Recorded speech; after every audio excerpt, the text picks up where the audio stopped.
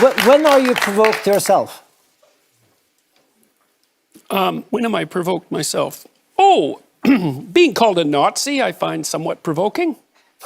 That, I think, one of the most absurd days. No, certainly not.